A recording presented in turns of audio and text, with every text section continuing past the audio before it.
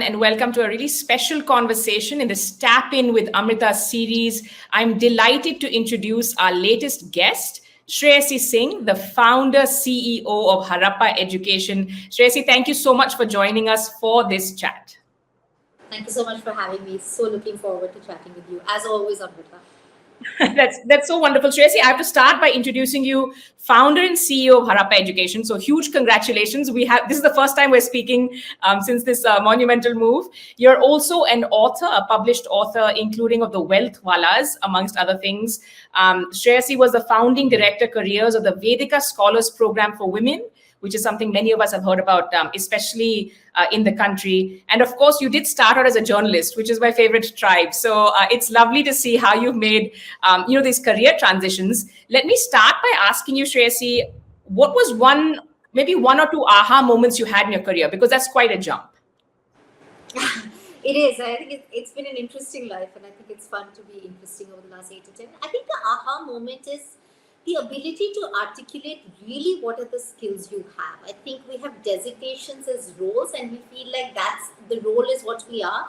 But underlying it, and that's what the work we do at Harappa as well, is really skills, and skills are transferable. So, for example, in journalism, the skill is the ability to really have thoughtful, almost first principles kind of discussions with people and get to understand to the depth of a topic very quickly, which is really what you're trying to do as a builder and a founder and an entrepreneur as well. You don't always know everything, but you can ask questions, synthesize, distill it, and then sort of make meaning out of it. So I feel this is really, really critical in being to live, is to have the kind of pivots that one has had, is to be able to articulate truly what are the skills that you have that can liberate you and give you the opportunity to build in other unlikely spaces that you might not have imagined.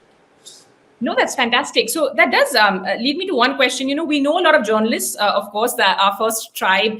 I do get questions from journalists sometimes asking, especially broadcast journalists, surprisingly, I suppose, asking what are the skills we actually have that transfer? Because, we do know that there are many transferable skills in each job. And what you said is so important. We do need to also learn to kind of de-link our designation and job from, our identity and talk about the skills. So any advice for journalists who want to make a transition? So I think journalists have 3 key skills. One, deadline orientation. I think, living by the deadline, living by the 9 p.m. Broadcast, or living by the newspaper or the magazine going to bed at a certain time, I've realized what a powerful discipline that is, right? Especially in being action doers or, people with an action bias with the, so I think that is one very critical skill that journalists have. That they can really marshal, and other professions and roles will have benefit from. The second is this ability to approach a certain level of understanding in a topic quite quickly through almost a structured way of asking certain set of questions and almost doing researchers. At some level, journalists are researchers, right? You're able to ask so many people and then stitch a story together for you. So I think the ability to get inputs from many people that synthesize it into one coherent story that anyone can understand, given it's a mass media, is actually a very, very powerful skill, right? And I think third is this ability to like people, like be curious about people. I think curiosity and engagement with the world is such a powerful attribute. I think that journalists inherently have, right? And that's why they went into the profession. As well as sort of this, I feel like journalists have this inner creator's urge to create something, a 2-minute video montage or a 800-word story. That is really what even founders or artists have. So I feel like, these are 3 critical skills: your deadline orientation, this urge to create, and the ability to get inputs and synthesize on a topic quite efficiently. I love that. So any journalists watching, please know you have very marketable skills that will stand you in good stead. And I love what you said about curiosity. That's something I think stands most people in good stead, right? As they go through their careers, if you're willing to kind of learn, and I want to ask you about, what your initiative is all about in a minute. First, maybe one sort of big picture question. Right now, we're facing what is quite a daunting, financial picture, the economy-wise. Lots of people have been laid off, trying to grapple with this kind of new reality. Do you have any tips, sort of actionable tips for folks who are going out into this job market? What makes a good candidate? Anything you can share? I think one, be realistic. Listen, times are tough, and you're not going to get the perfect job. But I think this is also the opportunity to be a little bit more curious and explore some things, as long as, so I think you have to be courageous. I don't think you can fight instability, ambiguity, and sort of the chaos that is happening right now with just looking for stability and clarity. That's not going to happen. So I think use that to be a little bit more creative. Please be realistic. You're not going to get 30% jumps. If you're asking that, you're doing yourself a disservice. And please do some basic financial counting to say 3 months without a job that pays you 10% less, is that better? And then waiting 6 months and not earning anything for 6 months to find the 20% hike that you think you deserve. I think what does the maths lead up to in those kinds of scenarios? I'm constantly surprised that people don't do that. And third, do small projects. I just feel like do something, because you keep sort of sharpening your skills. Even help a friend, because that teaches you about a different industry. If they want to do something, this is the time to expand your exposure rather than sort of go into protection zone. That's fantastic. Thank you so much. Shreyasi, let me ask you a little bit about what you have been up to. So I've, of course, grabbed this from your website, which is why there's a box attributing. You can't take the journalists out of us. Tell us a little bit about, you're a founder and CEO, and I know that upskilling education has been something you're very passionate about. Can you talk to us a little bit about what you're excited about when it comes to Harappa? So Harappa is 4 years old. We launched to the world. We started working on the idea. That's my co-founder, Pramath, and I started working on the idea in spring of 2018. And I think summer of 2019 is when we really went live to the world. The idea, the founding principle behind Harappa is very, very simple. It is that there is a certain set of skills that are not functional and technical in nature, but really are the ones that determine success for individuals, teams, and organizations. And at Harappa, we've called those skills as Thrive skills, which are essentially cognitive, social, behavioral skills. The ability to think critically, the ability to negotiate, the ability to communicate, the ability to manage yourself, the ability to lead others. We feel that for individuals, professionals, for the teams that they're part of and the enterprise that they're part of, more than sort of, the data science skills that you need to know, or any other functional skill these skills become very, very important. And on these 75 Thrive skills that we've created in our curriculum, we are developing a variety of formats of content, right from self-paced and asynchronous to guided reflection to practice assessments, to live masterclasses, a variety of formats on these 75 Thrive skills to build really interesting learning journeys for professionals from, say, 26, 27 to 45.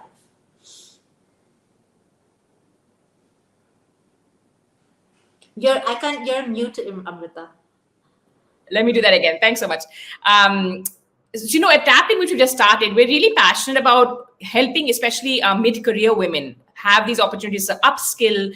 There are so many things that we can, learn from what you guys are doing. There's so many things we know help people on a case-to-case basis as they are navigating their own careers and their own development. So we'll be talking to you a little bit more about that, I hope.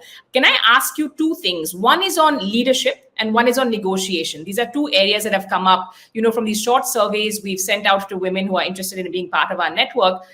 Is there a myth or misconception about women and leadership that you'd like to bust? And women and negotiating is certainly a second area I'd love to chat with you about. There are as many myths, unfortunately, as a lot of the myths are realities, I think. The real myth is that women can't do it, which is, of course, a myth. I actually feel like women are uniquely positioned to be very skilled leaders and have natural instincts of leaders. I think where women lack is sort of both articulating their own ambition to themselves and then finding a space where that ambition is truly cherished and sponsored and furthered. So I really feel like the lack or us not being able to really manifest the whole potential that women have in terms of leadership is this really articulation of ambition. First, you have to really want to do it. It is a tough journey for anyone to truly be a leader and manage large things. If that's how we are right now talking about leadership in this context, you really have to want to do it. And I think you have to say that to yourself. It can't be some hidden dream and aspiration. It has to be something that is clear to you, evident to you, and evident to those around you. And I think we stop ourselves from really sort of putting out our ambitions into the world. And of course, then there is an enabling ecosystem and so many and infrastructure that further limits us. So I think these are the two myths and realities around women in leadership. Can you tell me a little bit about your own journey? Because that is so interesting. There's so much unlearning that has to happen for you to also be able to articulate that ambition or want to get to that spot. Maybe it's not for everyone. I'm sure, like most things in life, you have to really want it to go after it, like you said. How about your own journey? I think just for 4 years back, just before I started to work on Harappa in a sort of a determined, deliberate manner, and one didn't know that in 4 years we'd be here. This is sort of a happy it's so tough to get companies off the ground and get them to a sizable scale, and you can't ever imagine that you'd be here in just 4 years, and a lot has happened at Harappa. I think I actually wrote the very simple tool that really sort of set in the clarity for me about what I needed to do is me being able to write a 7-word personal vision statement for myself. And it's a hugely icky and narcissistic activity at one level because companies write personal vision statement. But I remember writing at the end of 2017 or early 2018, right, before Harappa was incorporated in March 2018, is want to be recognized for building something of scale and impact. And then I actually wrote it on a piece of paper and I underlined the words recognize because I don't want to be a hidden warrior somewhere. I think I know that my ego is not that selfless, as there are some amazing hidden warriors all over our country doing amazing work, and I want to build something of scale and impact. And I think, Amrita, for me, that sentence and printing it out, underlining the 3 words of recognition, scale, and impact, and sticking it into the inside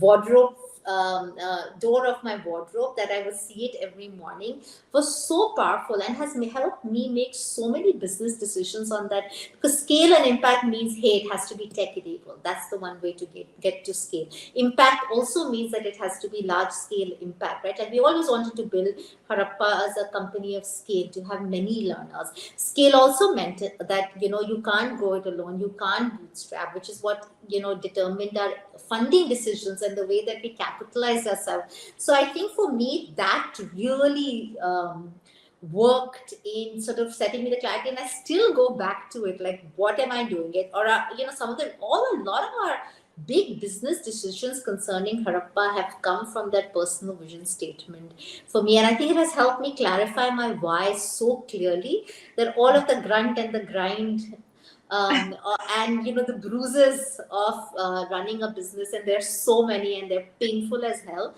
seem like worth it, because that this is why you're doing it. You're doing it for recognition, scale, and impact. That's incredible. And that's so clarifying. So thanks. There's a lot for us to learn from that. We have to let you go. But first, one final question from me. It is Women's Day coming up, that one time of the year where everyone remembers that, women are part of the workforce, propping up the economy and so forth. What's your message to other women who are out there, or even to companies, I suppose, this Women's Day?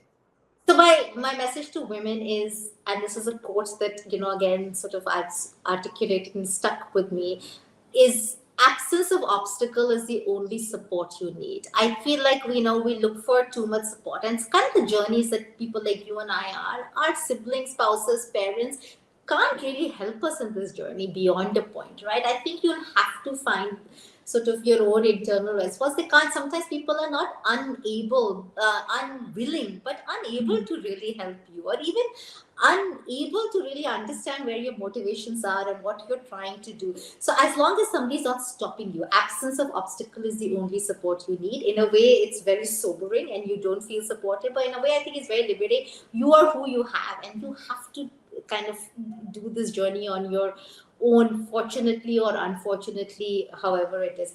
My message to companies is, if every company with women employees could ask their women colleagues to just put on a piece of paper, articulate their ambition, unleash women's ambitions into the world, right? I think a mood board is one of my grand project ideas, just a mood board of women's ambitions.